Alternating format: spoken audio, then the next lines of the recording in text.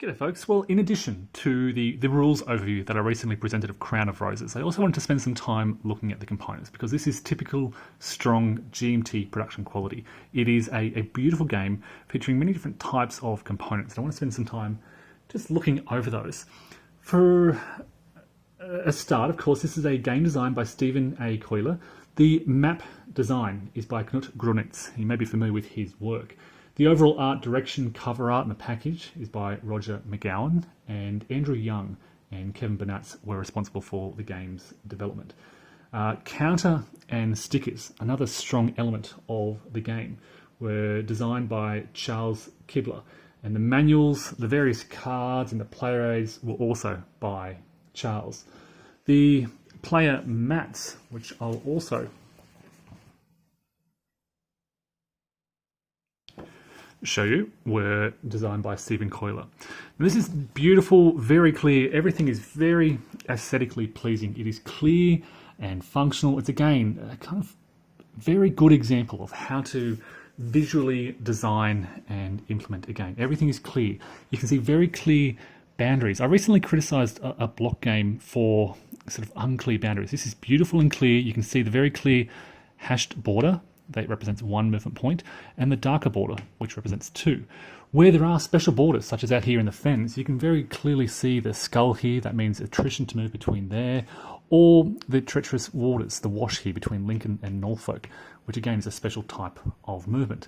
The exile boxes in Ireland and Scotland are also very clear and functional. One very small possible criticism is that some of these areas, you can see, for example, Bedford and Rutland, are pretty small. Derby has interesting borders. That's, I guess, just a historical geographical feature, but it can be difficult to squeeze all the counters into there. There are various administrative tracks placed around the map. I will point out that this map by GMT Games is the kind of thick cardstock. So I don't have plexiglass over the top. This is not the thin paper, and it's not mounted cardboard. It is that very similar to what Columbia Games typically does with their games.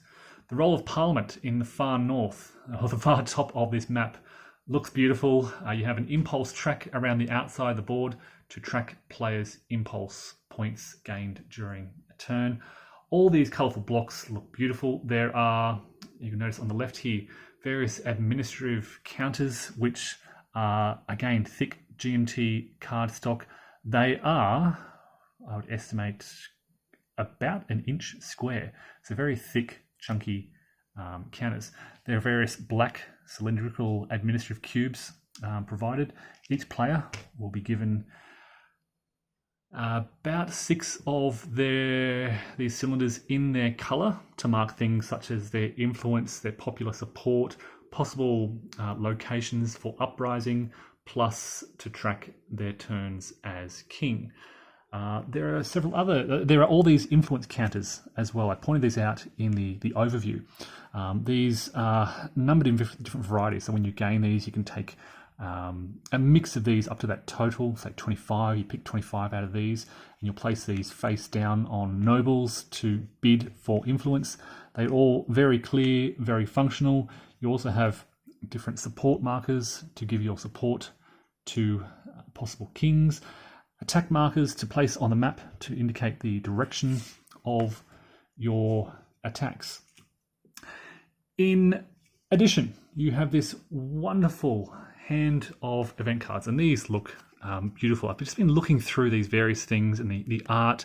I will point out there is some card errata, mainly for when the cards are removed from play. A number of these cards are placed in play, and they're only removed during certain phases. So some of that errata affects some of these cards, but generally very clear, clear ops. This is for plague events, tells you what type of card it is, beautiful colours, good production quality on the cards, and a huge deck of cards as well. There are 110 cards in this game.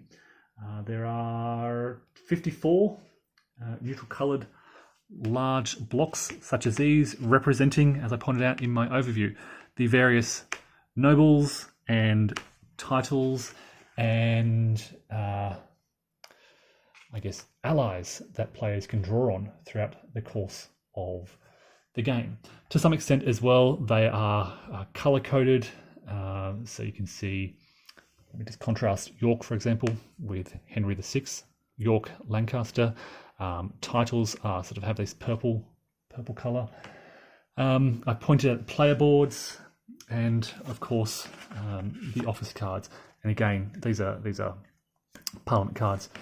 They summarize. You'll place these next to your player board, and they summarize the core elements of this office: the influence points gained, votes gained, support gained, special effects, the heraldry for that office, and the ranking of that office. So nice, big, clear. All the information in this game is beautifully and clearly presented. It is, as I said in that overview, quite a heavy game, 48 pages, and some 17 pages are dedicated just to explaining those various features on the board. I mentioned also in the overview the meaning of these various symbols. They are shires and shire loyalty colours, and the various nobility heraldic symbols represent their home areas, and it's beautiful to look at. And again, core in all this is it is very reminiscent of Kingmaker. It brings you, I guess, it immerses you in, I guess, the history of this era, and again, just for me, reminds me so much of Kingmaker. But again, I emphasize this in the other video, it plays quite differently to Kingmaker. So thanks again for watching, everyone. I just want to spend a few extra minutes focusing on the components, because it really is, typical GMT outstanding production quality. Again, these are the components from Crown of Roses by GMT Games, published in 2012.